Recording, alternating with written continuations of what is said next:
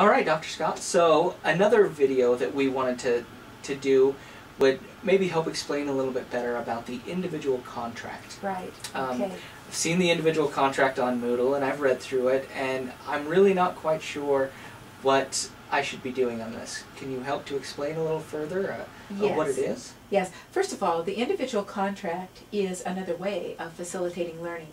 What it does is ask the student to take more responsibility for his or her learning. Okay. Because you have the opportunity, the student has the opportunity to weight the projects and then has a lot more control over how the projects are awarded. And so the student has all of the rubrics and then has weighted the grade for the project. So there's a lot of responsibility that the student takes for his or her final grade. Sure. 80%, really. Okay. So what are the different sections of the individual contract that the student has the ability to do? So the different sections are, first of all 4 projects are there. Okay. So for the first project, which is the conference plan, the student can assess 1 or 10 to 40%, and the same 10 to 40% for the individual project, and 10 to 40% for the guided learning activity. Okay. And then 20 to 40% for the team teaching project. Okay. So it's a minimum of 20% for the team teaching. Okay. So I would suggest that the student play toward his or her strengths. So, for example, if you know that you do really well with a guided learning kind of multiple choice experience, then I would go ahead and weight that higher. Sure. If you know you don't, then I would rate it a little bit lower. On the other hand, if you know that, although you know that you're going to be able to work with others, sure, so it gives you an edge there. Sure. And if you know that you're going to spend a lot of time with the conference plan, give it 30% rather than 20%. You can do 20, 20, 20, 20. Okay. But then pretty much then it may as well be that I awarded the grade. We didn't do the activity with the contract at all.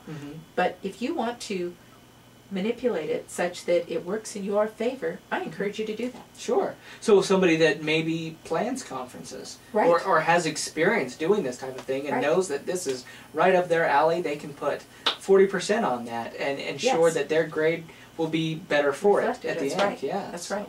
Great. Yes. So 80% is what the student has to choose. That's right, 80%. So the other 20% is participation. Yes, it is. So can you explain a little bit more about what your expectations are for participation? I can. The participation for this particular class, there are many, many options. Okay. For example, the classroom assessment technique is available beginning in week 2, and then for the next 7 weeks. There's one classroom assessment technique, or CAT, in each of the weeks. The first is the critical incident questionnaire, which is a CIQ, and the student can fill it out for that week and then email it to me. Okay.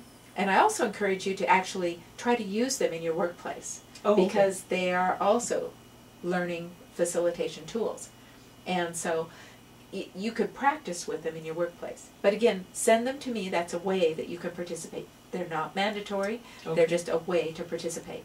Okay. And when you email them to me, what I typically do, if you were using them in your workplace or in a classroom, then they would be anonymous. You would not put your name on the top. Sure. But if you're emailing it to me, obviously your email is going to indicate that it's from you. Right.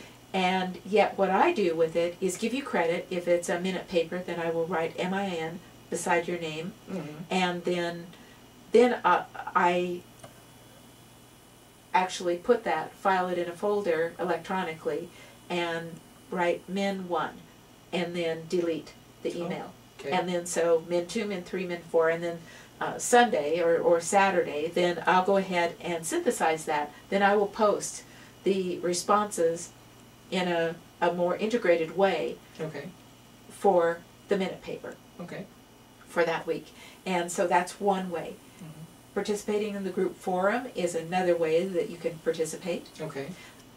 Meeting in the class meetings, obviously they're mandatory, but that is a way to participate. Sure. There are some that are unable to attend. Mm-hmm. And then another way might be for you to meet as a group. Okay. For example, if your team or your group decides that you're not going to participate in the forum and you're going to discuss the class topics outside mm-hmm. the forum by meeting together to have coffee or hot chocolate or something of that nature, sure. and discussing the topic of the week, great. And somehow it's amazing that I just find out, you don't have to send me minutes. Oh, okay. But you can, but I somehow find out that you're doing that.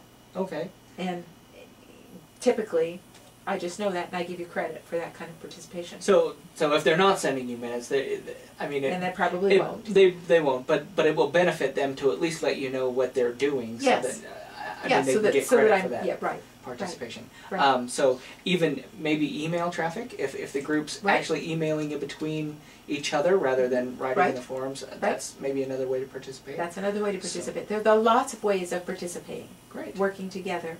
And that's really what I'm looking for, is that the students are working together to help each other learning okay. these topics. Sure. That open a good dialogue. Good dialogue. Good yes. dialogue between yes. everybody. And try to further their learnings more. So perfect. Great. Yeah, that's exactly what I'm looking for. Great. So now we've covered participation and the 4 other areas of the contract. Right. When do you expect this contract? Is there a time that they have to have this turned in? Does it need to be signed by them and you? Do they need to bring it to you directly to have you sign it? Or what's your expectation? Well, there are 2 contracts. There's the team contract and the individual contract. Okay. So we've been talking about the individual contract. Right. And that is due the week following the team contract, and I encourage you to look at the calendar, the course calendar, for that date. Mm-hmm. And when you're looking at the course calendar, all the dates are Mondays. So the contract is due, and all of the projects are due not on the Monday, but before the next Monday. Okay. Anytime during the week before the following Monday. Sure. Great. Okay. Well, thank you for that. You're welcome.